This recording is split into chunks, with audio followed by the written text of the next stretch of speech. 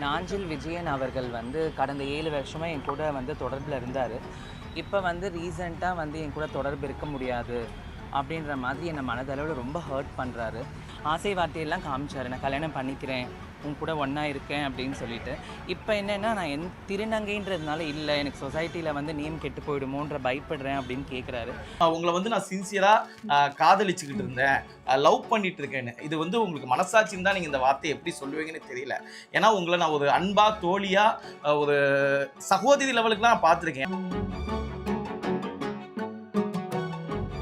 தனியார் தொலைக்காட்சியில் நகைச்சுவை நடிகராக வலம் வந்து பிரபலமானவர் நாஞ்சில் விஜயன்.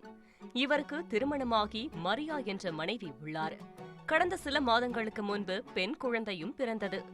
இந்நிலையில் நாஞ்சில் விஜயன் தன்னை திருமணம் செய்து கொள்வதாக கூறி ஏமாற்றிவிட்டதாக திருநங்கை வைஷு ஒருவர் அவர் மீது சென்னை காவல் ஆணையர் அலுவலகத்தில் புகார் அளித்துள்ளார்.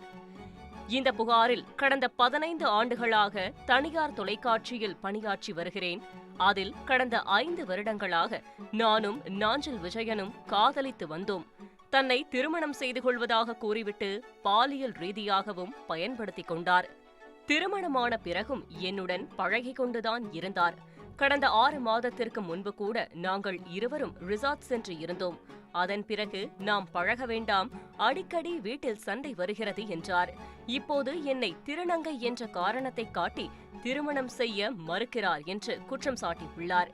இந்நிலையில் இதற்கு பதில் விளக்கமளித்து நாஞ்சில் விஜயனும் அவரது மனைவி மரியாவும் இணைந்து வீடியோ ஒன்றை வெளியிட்டுள்ளனர்.